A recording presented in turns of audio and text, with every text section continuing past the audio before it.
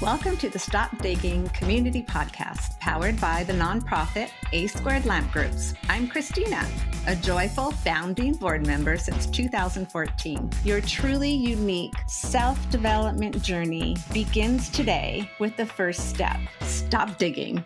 Hello, everyone. Welcome back to the A² Stop Digging Community Podcast. Today, we're very excited to have two guests with us who are language experts, which I think is going to be a very interesting thing to be talking about.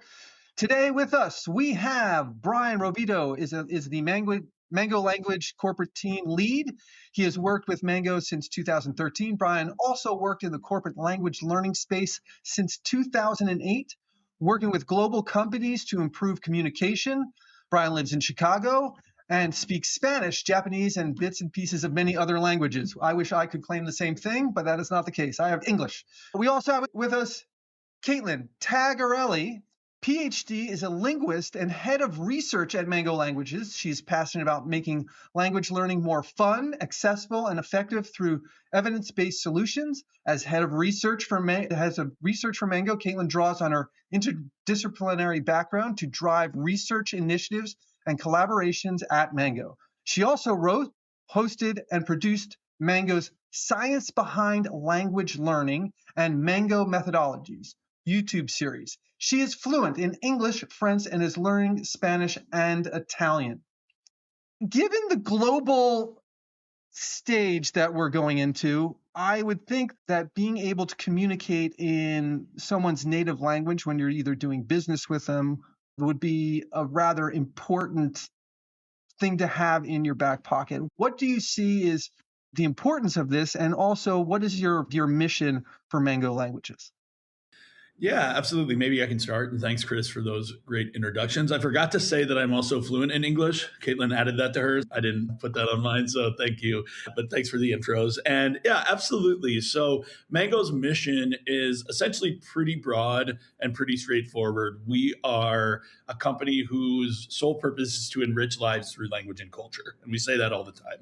So every product that we create, everything we put into our products is there to enrich the lives of those that are using it, and hopefully beyond that, because when you speak someone's language, I truly believe you're speaking to their soul. And you touched on that. I do think, obviously, for the past 40 years, globalization has been coming and growing, and languages have become more important. We've seen a shift to like the global language of business being English before it might have been many other things. And we might see a shift of that in the future. But communication is key in business, and being able to speak to someone in the language that they know and is their native language, I think it's always going to be important. As we see additional technology and tools come out, there are ways around that, of course, but we as a company believe that if you actually learn the language and you speak to them directly in their language, it's always going to make a difference. I think, didn't Nelson Mandela say something along those lines? There's a quote that I always see is that something about if you want to really speak to people, speak to their heart, and the way to do that is through language. Yes, I believe it was Nelson Mandela, and it was something about if you want to speak to them in a language they understand, or if you want to speak to them, to their head, speak to them in the language they understand. If you want to speak to their heart or their soul, speak to them in the language that they were born speaking. So something along those lines. So for real, it's not just about the content, right? It's not just about Googling stuff, right? It's about connection, right? Absolutely. So speaking in somebody's language actually builds connection, which is very different than just content learning, right? Learning vocabulary, words, and things like that. It's really about connecting with people from diverse backgrounds in a real way. 100%. I think, and a good example of that is if you travel. I'm a pretty avid traveler. My wife and I like to go somewhere new whenever we can, hopefully every year. But you'll see a lot of people using translation tools on their phone. You'll even see those earpieces where they can actually get translation in real time. That's becoming more of a thing. What I try to do everywhere we go is I want to learn a little bit of the language so I can at least have surface level connections. And who do you think is getting a more authentic experience? Someone with an ear pod in, or someone that's showing someone translations on their phone, or someone that's actually connecting with those people in the language they know? I'd like to think it is the person that is learning at least bits and pieces of the language to make that connection. Well, it's probably the difference between a tourist and a real traveler, right? In my opinion. But go ahead, Kaitlyn. Yeah, now especially with all these tools that we have, like Brian was mentioning, it's so easy to communicate with people, and anybody can really do it and get by and get the things that you need. But like you said, Susan, like to actually connect with people, to understand different perspectives and to understand cultural communication and that kind of thing, really learning about the language and the culture is really still important. One thing about Mango that I learned too is I took years of French in high school. Not that did any good, right? But when I started using Mango during COVID with my husband to pass the time like everyone else and not go crazy, there were colloquialisms that we were learning in Mango that were conversational.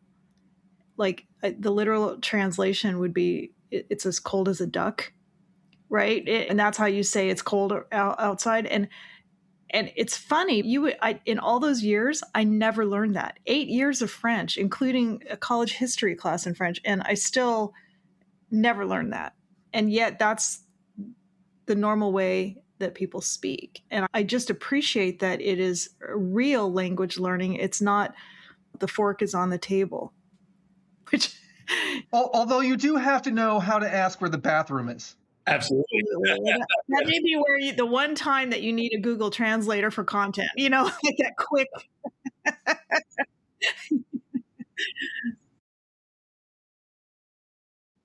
Chris, but that's how we build our courses. And maybe I'll let Kaitlyn, because Kaitlyn is our linguist, speak a little bit more in depth on that. But we build our courses conversationally so that you're having those, you're joking, but also very serious, right?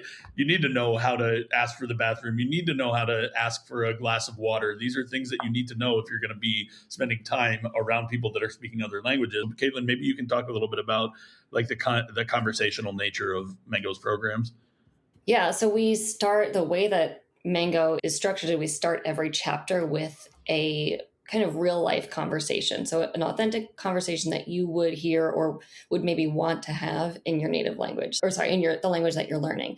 So yeah, instead of teaching things like the fork is on the table, put the chair under the table, that sort of thing, we're having these actual conversations that will be useful if you're traveling or meeting somebody that's speaking the language that you're learning. And then what we do is we really want you to have a more implicit experience of learning the language, and that's going to help you build a more natural ability with the language and really help you retain what you're learning. So we break down those conversations into sentences, and we break each of those sentences down, and then our users learn to build those sentences back up, and they learn to incorporate new vocabulary and grammatical structures and work with them in different ways. And so we actually really, through this methodology, encourage learners to build this more intuitive understanding of how the language works. Well, so is that your kind of special sauce? Is this conversational approach to learning? Because obviously there are other competitors in this space, but it sounds like this idea of, let's say, casual or more of a conversational kind of approach is something that's an advantage.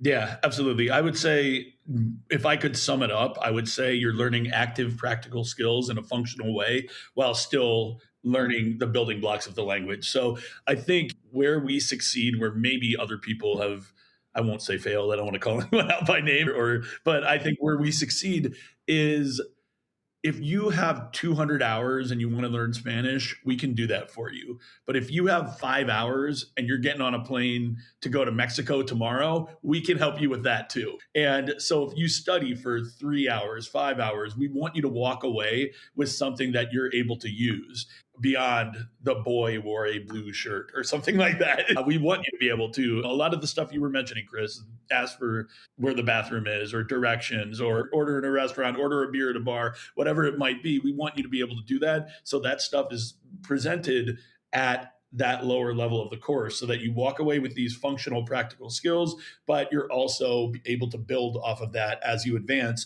to understand the language. And Kaitlyn can probably articulate it better than I did, but I think that's really the strength of Mango. Everything's color coded too. Yeah, the semantic. Like that. So even when you don't think you're learning, you're noticing that, at least subconsciously, because you start recognizing the yellows are something.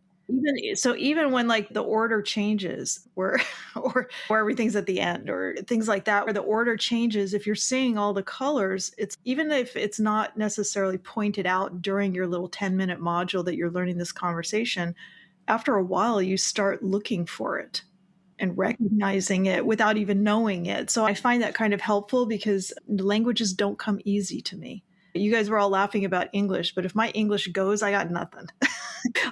My sign language is very rudimentary too. And speaking of sign language, you guys offer sign language too. And that's a very unique thing. You guys are so different from so many just in the scope and dialect languages that you offer. And I'm amazed. I was talking with a professor who is working overseas. He's American, but he speaks and teaches in Thai.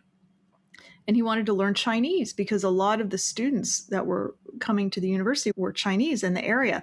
And he and his wife tried 2 other language apps. And it was so clunky and terrible that they didn't feel it was effective when they were trying it with real people. And so I offered Mango, we offer it to our members of A Squared. And so I offered it to him, gave it to him. Within a week, he was blown away. He was just like, I am so pleased. It goes into depth. It's real. And the pronunciations, the people that I'm speaking with, the students understand me. So I that's just one thing. And I've loaned it to somebody who works with Arab refugees from various countries. And they said the same thing. The Arab that Mango teaches was so good that they were using it to teach their children. So that they could have that. And I thought that was amazing. But you don't just offer one Arab language. You offer 4 dialects of Arabic. Yeah. Do you remember what they are? Egyptian Arabic, Levantine Arabic, Standard Arabic, and Kaitlyn, was it Iraqi Arabic? I think it is Iraqi. Yeah. I believe it is. Yeah. So those are the 4. So I have a follow-up question here. All right. Which is, Susan was talking about colors, and now I noticed your logo. So I'm assuming that somehow these things tie together. Yeah. Can absolutely. you explain that to me a little bit, since I don't have the knowledge that Susan has on this? I can tell you, or maybe Kaitlyn, do you want to talk a little bit about the stealth grammar and about the semantic color mapping within the product? And then I can maybe touch on the logo. Yeah, I would love to talk about the semantic color mapping because Susan brought that up. And I think it's one of the best features that we have at Mango that really ties into research and theory and second language learning. And it is really bringing some of those best practices to play. I also think it's a way that we really differentiate for learners. So one of the huge benefits of Mango is that it's very self-paced and everyone can use it in the way that they want to. And so the way this works with semantic color mapping is you'll always see a sentence in your source language. So for example, English, if your native language is English, and then you'll see the sentence in the target language, and those sentences are color coded. So the matching words are the same color. Now, if you're just starting out, this is actually really helpful because Susan said word order can be different in different languages. And so you can get a really good sense from looking at these of how the different structure and get a better understanding of the structure of the language that you're learning and the word order and what each of these words mean. And it's like enhancing, excuse me, it's enhancing that meaning and learning that vocabulary for you. At the same time, if you are a more advanced learner, it's not so distracting that you're going to have to pay attention to it. If you're advanced and you don't need to pay attention to those things, you can just ignore it. It's a very sort of subtle feature that we have. So it's there to support and scaffold learners who need it. And then it's easy to ignore for people that don't need it. Yeah. And even, I would say, even from my perspective as a more advanced Spanish learner, I still think I'm like intuitively seeing it and understanding the sentence structure as I continue to advance. So I think easy to ignore, but yet still maybe your brain is not fully ignoring it. It's not distracting you, I think, is what I'm trying to say. I always think it would work on a subconscious level. It may not even be like you said, you can ignore it, but I would like, if you're thinking like, I think of the English language and I'm like the big yellow plane bus. What are we talking about? As opposed to the way it's structured in other languages, the bus that was yellow and big. Like I think those kind of pieces would be easier to understand with the color coding. So I will say on a personal note, I'm excited that we're having this conversation because I'm heading to Brazil and I want to learn Portuguese. So I think I have the way that I'm going to do that, since I'm obviously a member of A Squared LAMP groups and I can get this kind of language learning. I'm very interested to give this a try because, and I want to loop back a little bit on what you guys were saying, is I think it's important if you try to learn some of the language and not necessarily become fluent in it, but if you want to learn some of the language, it shows that you care. Like you're willing to put in an effort. And that, I think, is what ultimately is what you guys want, which is a connection, which is what you spoke about. And so if you want to build a broader connection with someone, going that little extra piece to be able to say, hey, may I have some tea? Because that's something that you're going to be ordering when you're in Brazil, that you're able to say that in their language. And then people go, oh, okay. He or she put in that effort. I think that's important also to what you're trying to communicate here. Definitely. I have a couple of personal anecdotes that I can maybe share around that. So I went to Brazil and I used Mango to learn Brazilian Portuguese. And I think it did shape my experience there. I was able to not only check into hotels and ask for directions and things like that, which is something that we always teach you toward the beginning of our courses, but also just make small talk with people. We went to music shows, we went to restaurants, bars, and I'm able to talk to people on a basic level. I was not fluent, as you said, but certainly I think it helped shape my experience in that country. And then another travel story I can give you along the lines of what you were saying, Chris, is I learned Thai before my honeymoon. Now, this was 13 years ago, maybe around the time that Susan and I first met, but I spent about 25 hours. I went through our first unit of Thai, landed in Thailand, in Bangkok. And one of the things my wife and I like to do is we'll go on food tours. So where they take you around. I'm a big guy, as you can see, so love my food. And so it was the first thing we did upon landing. And the tour guide was doing the tour in English. But as we were walking between the places, I was speaking to her in Thai. And she said, how long have you lived in Thailand, in Thai?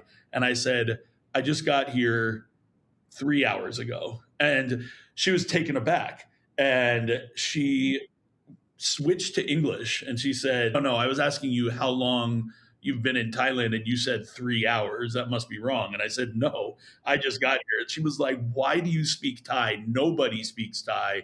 None of the Americans that come here bother to learn a word of our language. And it really changed the interaction after that. She was getting us free samples at the different restaurants that other people weren't getting and things like that. So I think you can form that genuine human connection when you speak to them in their language. And that's the bottom line.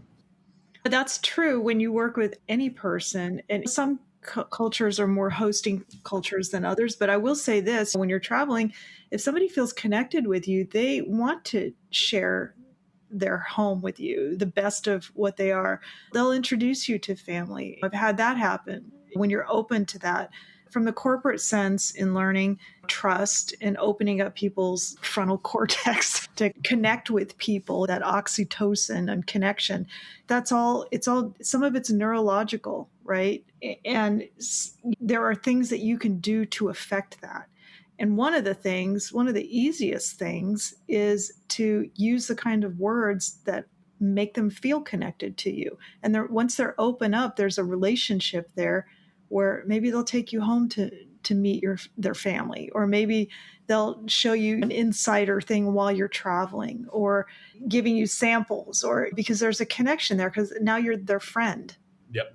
Absolutely. You're not just a tourist with cash. You're not just the big ugly American or the traveling European on, whatever you're coming from. Yeah, it's like a connection, and it changes the interaction in a deeper way, I think. So you just described that right there. People are always surprised when you speak their language. I think, Susan, that extends into business as well. I know during the intro, I run up our corporate team, so I work on a lot of our corporate partnerships and things like that.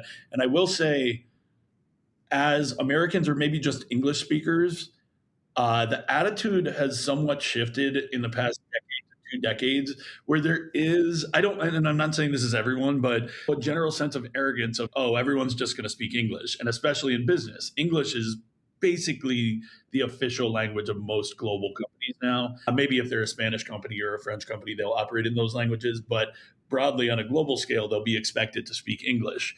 And I think people tend to have that sort of attitude of, I speak English, so I'll be fine. And it goes, that extends into travel as well, both ways. If you go to Rome, you can probably get by with English, but you're going to do better if you speak some Italian. And the same in business, where if I am a US company or an English-based company anywhere throughout the English-speaking world, and I'm trying to do business with a Japanese company, a German company, a French company, whatever that might look like, can I do business in English? Yeah.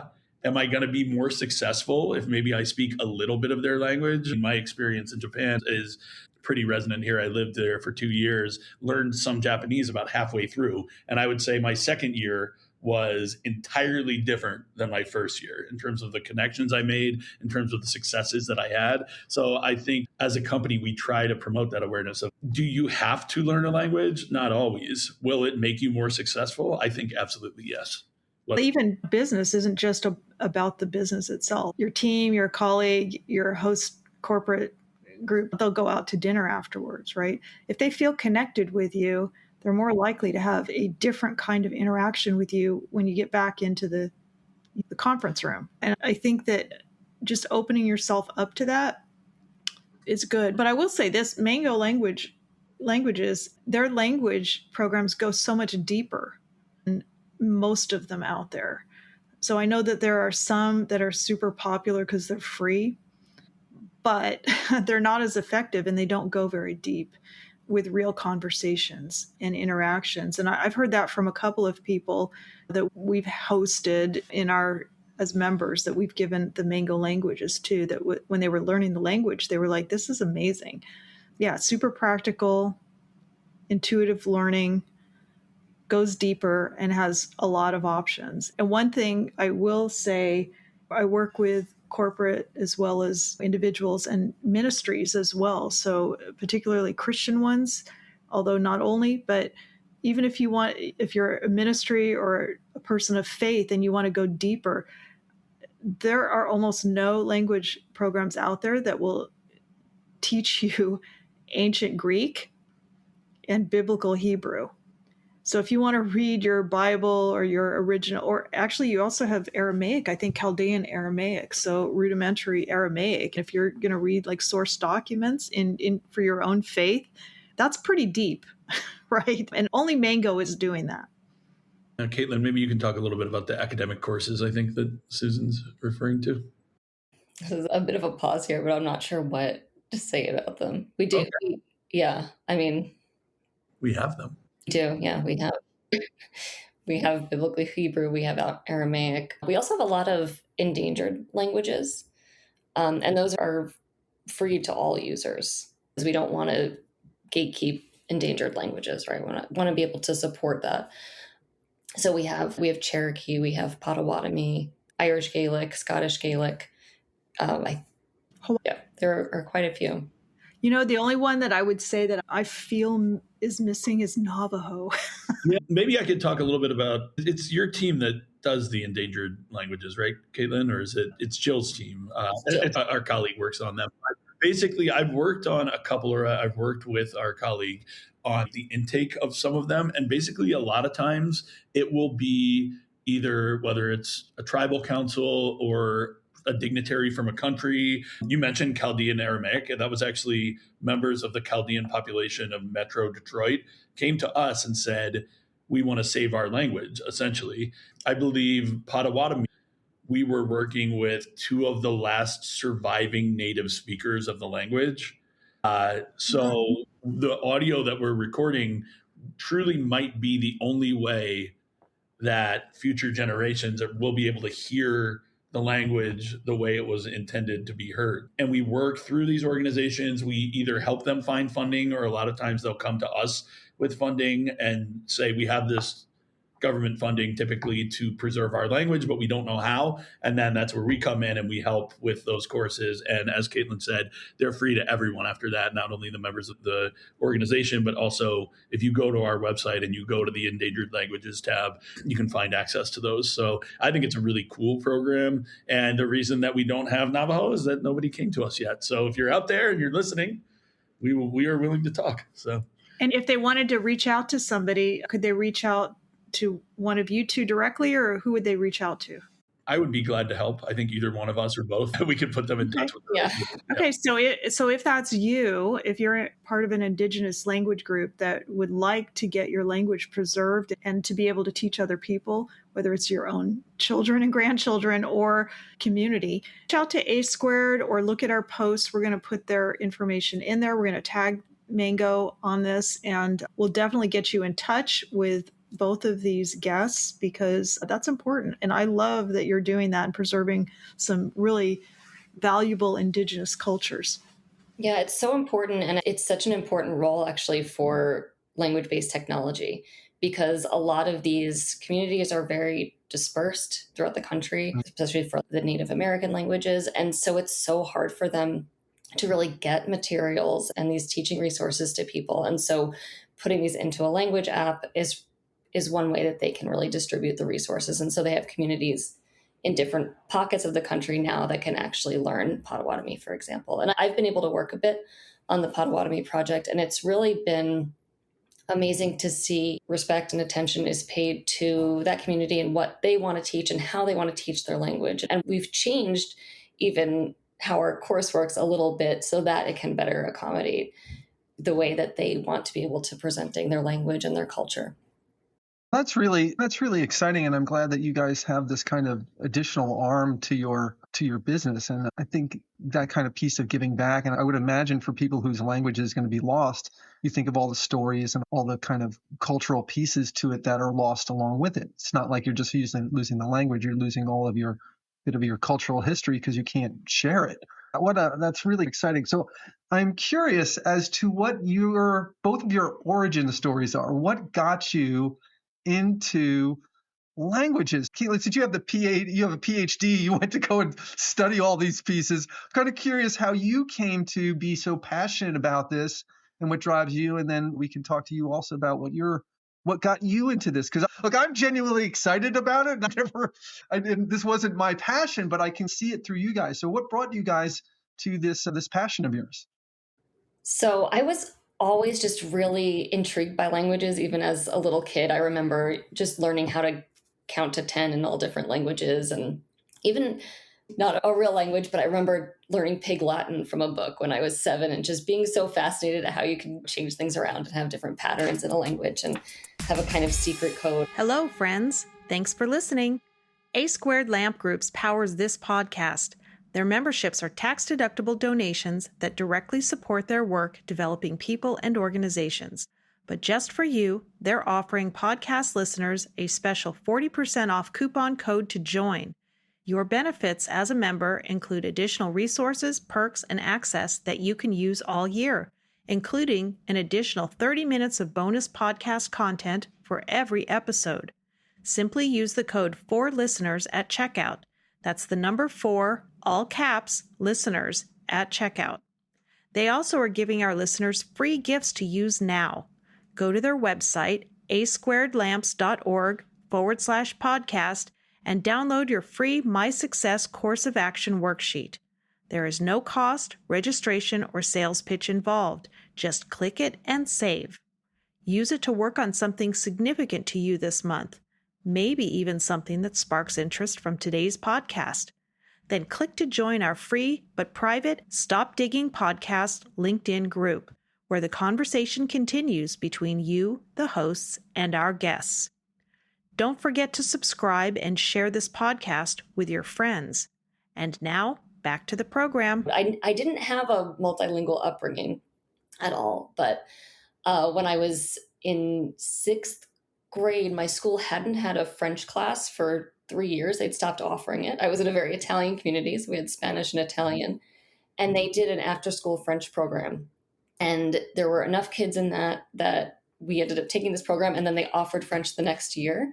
And the way that's influenced the trajectory of my life is really amazing. Just the fact that they had this after school French program. But so I studied French, and I was just so fascinated by the language. I was able to travel to France, and I ended up majoring in French and neuroscience when I went to college. And then I eventually learned what linguistics was and realized this was a thing that you could actually study. And I was primarily a neuroscientist. I was really interested in human behavior and how biology influences behavior. And so to me, language is really the most amazing behavior that we have. It's so incredibly complex. And then when you bring in multilingualism to it, and how do these languages live in your brain and interact with each other and inhibit and support each other, I was just really fascinated by that. And so I ended up then eventually I went to France actually and taught English in France for a year. And then I went and I did my PhD in neurolinguistics and psycholinguistics. So I was really focused on how the mind and brain learn languages. And there are just so many interesting kind of different things to do with that. What are the individual differences that affect who's going to be a better language learner, or maybe which kind of type of learning is better for you, not who's better or worse, but what's the best teaching methods for you based on your individual profile. And then I was really interested in how do our brains change as we learn a language. So I actually made a mini version of the Basque language and put people in an MRI scanner and taught them the language in there, and was able to see how does their brain change, how do you process that as you continue. And it's just, I don't know, it's just so fascinating to me. And even beyond the biological aspects of it, just understanding the history of language and where words come from, and how important language is in everything that we do. It's how we... You can see your enthusiasm for it. This is not an affected thing. You can tell that you are genuinely interested in this topic and passionate about it.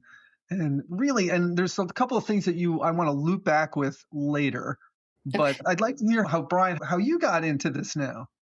Absolutely. So my story is less intentional than Kaitlyn's, I will say. Like many things, I fell into this and realized later on that, hey, this is a good path for me. But origin-wise, my mother was a French teacher. And so I can remember as early as 6 or 7 or 8, and I'm of a certain age. So it was like cassette tapes back then. She was putting in, trying to get us to learn French, and I always resisted. And so, of course, when the time came to learn a language later on in middle school, I chose Spanish because I didn't want to choose French because that would have pleased my mother. That's the kind of a kid I was. But so I chose Spanish and quickly found it to be a favorite subject of mine. Fast forward into college, I did study Spanish. At one point, I was aiming for a double major, but I wound up dropping it for very complicated reasons. But I continued taking Spanish. I also studied abroad in Spain. And so the Spanish language was my first foray into language learning. And I listed it as I speak it. I always like to say, it's a lifelong journey. You never fully speak a language that is not your native language or even your native language. But anyway, I got fairly fluent in Spanish. And after college, I really didn't have a plan of what I wanted to do. And I was at a job fair at my college. I remember it being very big corporate brands. I won't mention any of it, but like your big 5 accounting firms or big 4 accounting firms and all these other things. And there was a guy with a science fair poster, like a poster board. All these other people had giant displays, and this guy had a poster board that said, "Teach English in Japan." And I was like, that seems more interesting to me than anything else here. So I had a conversation with him. I wound up coming to Chicago to interview, got the job, and wound up teaching English in Japan. Originally had signed up for a 6-month contract. I wound up staying there for 2 years. I wound up changing jobs when I was over there. I became a elementary school English teacher. So that was certainly an experience that changed my life. But after 2 years, I decided, and I was getting to the point where it was like, I'm 24 years old. Am I just living in Japan forever? Or am I going to go home and start my life? And I chose, all right, I'm going to go home and start my life. And I had a couple of jobs, but then applied for a job with another language learning company, not Mango. And again, I won't mention them, but it was a company that had physical language learning centers. So they had language schools in many different cities. And I wound up running the language school here in Chicago, in downtown Chicago, for the better part of 6 years. And then I got the call from Mango. So all like being the son of a language teacher to becoming a language teacher myself to working for another language learning company and then getting the call from Mango. And I've been at Mango for 13 years now. So it's certainly, I think, the place where hopefully I'll end my career. But I think the whole languages have been present in my life and has shaped my journey along the way. Yeah, you could see that. You could see that both of you had this kind of, let's say, early predilection towards languages and language learning, whether it's Brian through your mom or you through your setting, Kaitlyn. It's really fascinating. There was a couple of things that you said that I don't want to gloss over, and I want to loop back on them. One was what's happening in the brain. So I know from, I shouldn't say I know, but I've heard that learning another language is a really great way to stave off things like dementia. These are things to keep your cognitive resources with you longer term. So maybe you could talk, now let's get a little nerdy. Let's get a little nerdy here. So maybe you could get into a little bit of what that does for people, even if they're not traveling or planning on traveling, just for their own benefit. Yeah, multilingualism has, and even just bilingualism has been shown to basically improve cognitive reserve. And that's essentially your brain's ability to, in a general sense, stave off aging and any of the kind of decline that comes along with aging. And when you think about it, it's really that bilingualism is forcing your brain to always exercise in these certain ways. So if you have two languages in your brain, they're always competing in a certain way, right? You've got maybe not necessarily more vocabulary. There's kind of some competing ideas about that. And it honestly probably depends on the person, but you've got different ways that these work and interact with each other. If you're a bilingual Spanish English speaker, for example, and you're speaking to someone in English, you have to block out the Spanish, vice versa. And so your brain is just working harder, right? And it's not just languages that do this. There are other things that you can do that improve cognitive reserve, just when you're really making sure you're thinking critically and that sort of thing. And so what that does is it ends up with, there's good evidence that it ends up staving off things like Alzheimer's and dementia by, I think it's between 4 and 6 years, which is really quite incredible, right? That's a long time. That's a lot of quality of life that you're getting from just being bilingual. And these effects, I think, were originally found in more balanced bilinguals, but you see some aspect of this even with people who know a little bit of language and have studied for a little bit. So you don't necessarily have to be a lifetime balanced bilingual. This is actually originally shown in adults who were immigrants, I believe, is the kind of the first studies on this. So they had learned languages as adults, and that constant practice really ended up benefiting them in the long term. So I got a question, because both of you talked about learning languages and being inspired for your passion when you were kids. And there's so much language learning that is focused only on kids that it's really hard to find good language learning for adults. So going to our nerdy science, for us it's nerdy, for you it's your passion, but it's nerdy. Is there a difference in kids versus teaching adults, or is it just miniature versions, or kids are easier? And if I'm 60 and I'm thinking, yeah, I don't want Alzheimer's, is it worth it for me to start now at 60? Oh, so what's that all about? And how is it for adults versus kids? Yeah, it's absolutely worth it to start learning at any time. It's never too late. And you can have any different sorts of reasons. Maybe it's because you really want to learn a language, to actually use it somewhere, to travel, or to talk to somebody interesting that you want to develop a deeper relationship with. Or maybe it's because you're just really interested in the language and you're like, hey, I've always just really wanted to understand more about Mandarin and how that works. And maybe it's just like you want something to do to exercise your brain, right? There are all different reasons you could learn a language, and it's never too late. Older adults can learn languages. There's going to be some differences between how children and adults learn languages. So when you look at kids' brains are what we call plastic. They change a lot, right? They're always forming new connections and changing new connections. And so in some ways, it's a lot easier for them to learn, and they tend to learn better in a more implicit way, where they're not necessarily getting as many rules necessarily, but they're getting a lot of input and a lot of opportunities to practice. That's also important for adults, but when you think about it, adults have already mastered their first language, right? So that's actually a big advantage. So once one language, you know a lot, even intuitively, about how language works. And so you can use that to build onto what you're learning in a second language. Adults are also smarter is the right word, but we have more cognitive abilities than children. So in a lot of ways, adults actually can learn faster to a certain degree. If you have a kid and adult that starts at the same time and they keep going for a long time, the kid maybe will end up sounding more native eventually.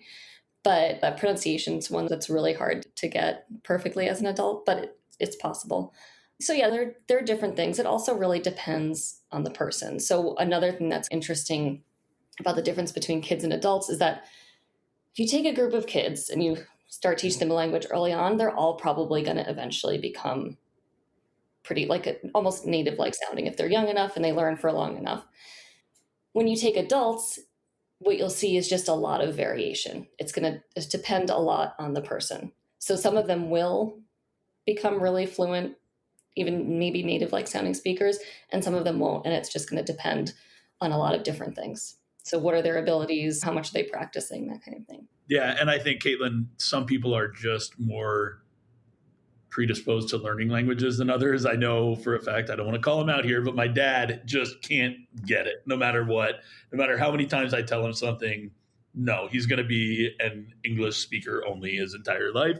Whereas other people, our CEO can basically pick up a book in another language and figure it out. Some people are just, they can do it and other people can't. As an adult, I think that would be more prevalent or more, I think as an adult, you'll find that varies. Whereas as kids, if you have them, as Kaitlyn said, in a group, they're all going to probably reach that level eventually. And Kaitlyn, correct me if it's because of like more neuroplasticity in the brain, right? At that age? Yeah, that's what I said at the beginning. Their brains are more plastic. Kids' brains that's neuroplasticity. Exactly. So it's just easier for your brain to change. The other thing also, though, is if you have kids that start learning from a very young age, they have a much longer time to learn as well. So if you look at a group of kids that started learning at age 5, and then a group of adults that started learning at age 25, and then look at them up until you look at them when they're 50, right? The kids had 45 years to learn. The adults only had 25. So there's less input there. It's a very complicated question because there are so many different factors in there that are really hard to there's a lot of variables, I would assume. One, so for you guys, you both have, I think, an innate passion for it.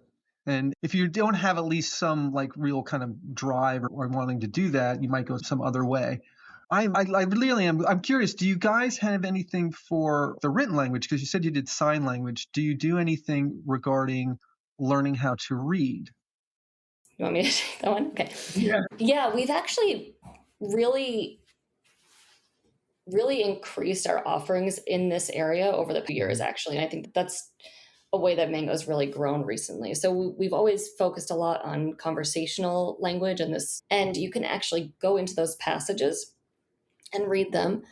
But if you come to a word that you don't know, you can click on that word and then you'll actually get information on that word. So you'll see translations, you can get information about the grammar, so learn a little bit about the language as you're going. If you have idiomatic expressions, like you fais un froid du canard, it's as cold as a duck, and you would actually click on that and see the whole thing. If you clicked on canard, it would show you, this is actually part of an idiomatic expression. And so you can learn things like that through reading. And so this is a great way to get a lot of input, but then the support that you need. And this is another way, again, earlier I was talking about differentiation, where if you need to click on the words, you can. If you don't understand the words, you can go ahead and click on them. If you're a little bit more advanced, you can get through it without doing it. And so it works for different people in different ways. And then we also have this for music. So we've created a bunch of songs, actually, that work in a similar way. So you can listen to the song and you can read the lyrics and click on them.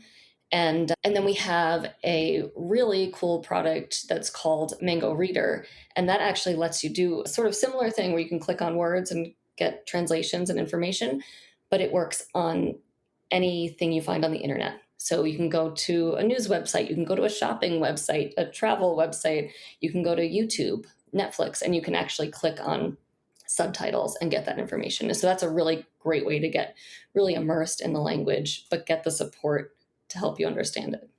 Yeah, and just to add to that, there's a huge push in the world of language learning. I go to a lot of conferences that center around language learning. And for years, there's been this huge push for self selected content. So if I, Brian, am trying to learn a language, I am better off reading about sports, reading about travel, because that's what I care about. And the content, or not even reading about, but watching videos about, or watching television shows about in my target language, the subjects that I care about. And it should be content that's designed by native speakers for native speakers. So it's authentic. And these tools that Kaitlyn is talking about, they can help you not only improve your reading and writing, but also any aspect of language learning. Because what am I going to be more interested in? Something that is resonant to Kaitlyn or Chris? No, I'm interested in what resonates with me, what I enjoy. So there's a huge push, and we're designing these tools to help people do that. And I will. Oh, that is very cool. Go ahead, Susan. Yeah, well, I was going to say, there's a lot to be said for learning the conversation before the written. Because I know in America, we tend to focus very much in our language learning on the textbooks, right? Learning, they'll introduce a verb, and then you have to memorize the formats of the verb, and then you memorize vocabulary, and then build sentences. And what that did for me was that I could read and write in French for a while. I'm out of practice, but I couldn't answer anybody in French. I could understand some of, like when my professor in college would ask questions, or I didn't understand all of it, but I could not speak it at all. And it was so frustrating because I could write down what I wanted to say and then read my answer. It was so frustrating because it's almost like you learn, but you not enough to use it.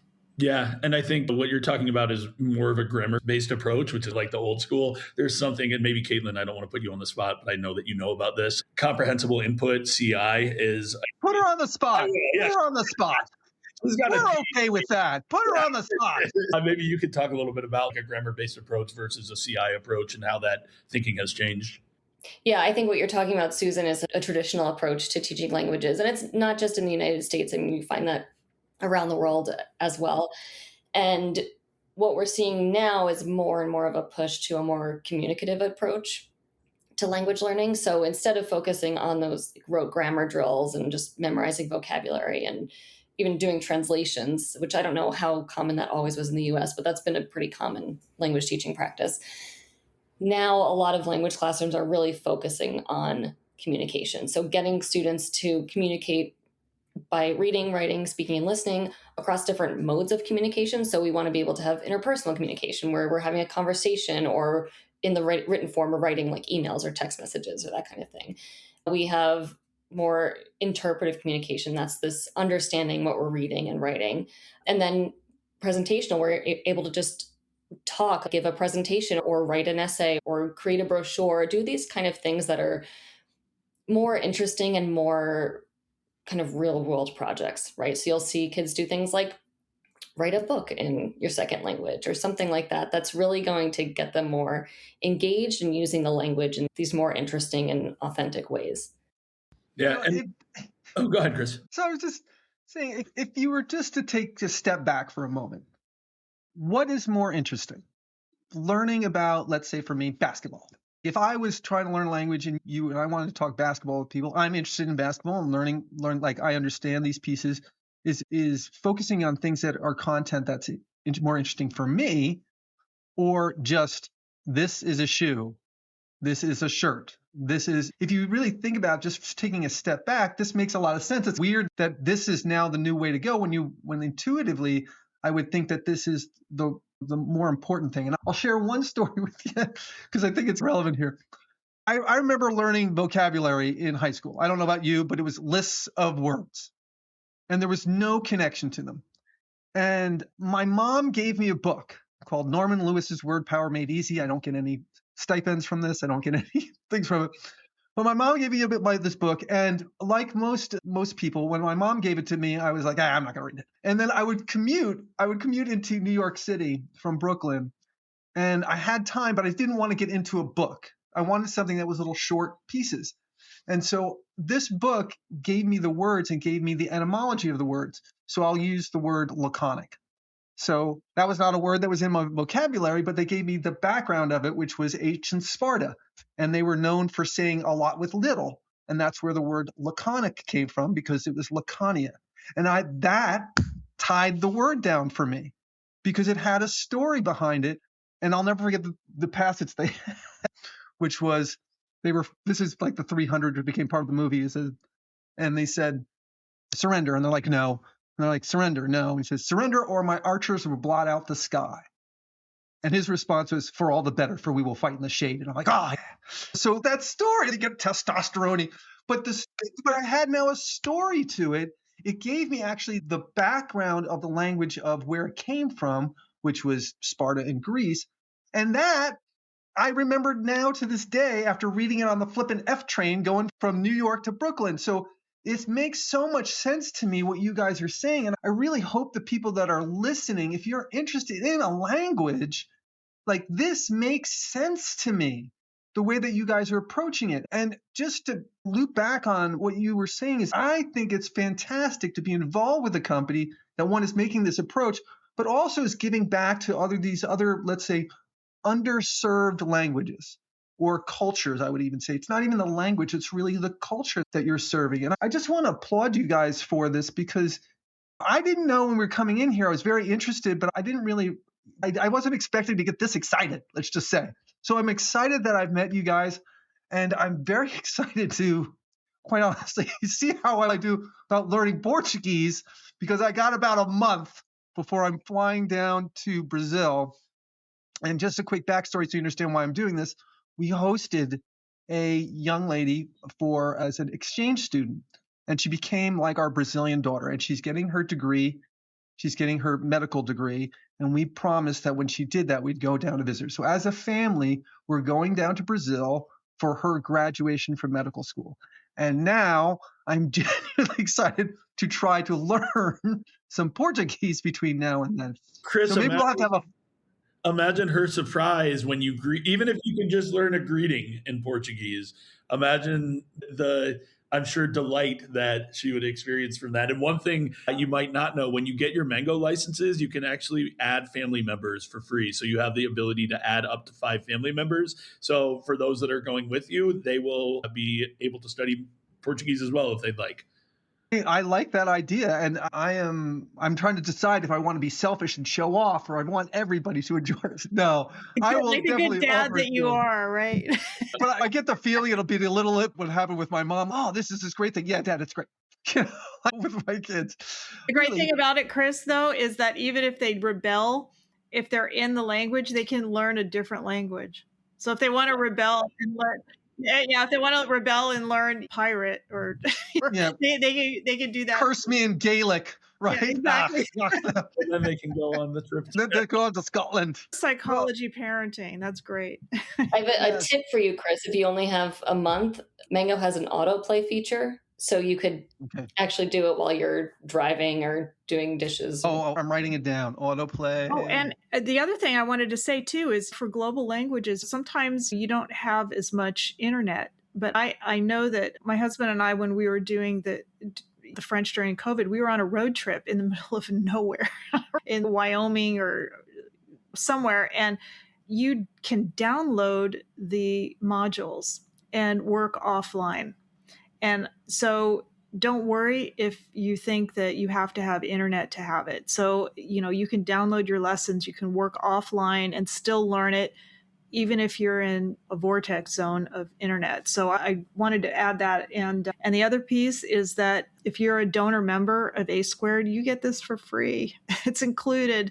You get the tax deduction for the membership, all the benefits, including Mango, and you can add up to 5 other people and learn languages. And beyond that, A Squared can also help you. If you wanted to form a practice group, we can help facilitate that. That's what we do. We're a learning organization, and we help incubate groups. And whether you form formally or if it's an informal practice group, we can help you with that. And so reach out to Chris. If you need to reach out to Brian or Kaitlyn for your own native language, or you have any questions, or maybe you're passionate and you're a linguist and you want somewhere to land, reach out to them as well, and we'll put you in touch with them directly. With that being said, what is the best way to get a hold of you? Or if someone is listening to the podcast and wants to find out more, what's the best way to reach out to Mango? Yeah, absolutely. My email is just brian.rose.com. That's brian.rovito, R-O-V as in Victor, I-T-O, at mangolanguages.com. There's also, yeah, I think that would be the best way probably. And there's obviously the website, right? Yeah. There's obviously mangolanguages.com, right? And you can find contact us forms. So if you're a company and you're interested in bringing on Mango, you can fill out those forms and someone will reach out to you. But you can also just reach out directly to me and I can make sure to steer you in the right direction. As you mentioned, we're always hiring people, whether it be linguists or people of many different disciplines. If you're interested in seeing our open positions, you can go to our website or just shoot me a note. Okay. Look, Kaitlyn, did you want to finish up with something here before we close up? I was just going to say, I'm also Kaitlyn.Tagarelli at mangolanguages.com. So I don't know if you want to leave that all out or. Yeah, wait, Brian did. So now we got to have you do it. Mine's longer. So it's KAITLYN.TAGARELLI at mangolanguages.com. All right. Might be a little easier to go right to the website, but if you want a little insider, a little special sauce, reach out to Kaitlyn and Brian. Again, genuinely, I would just want to say thank you so much for coming on the podcast. I am really excited, quite honestly, to share this not only with our members, but I'm pretty active on LinkedIn. And I think what you guys and what we've discussed here is I really genuinely like what you're doing. And if I can help out in any way, I want to know how. So again, thank you so very much. Thank you to all of our A Squared community members. I'm hoping you got as much out of this as I did. You can tell I was smiling, so I was passionate about it. I could see the other people smiling, so we're excited about it.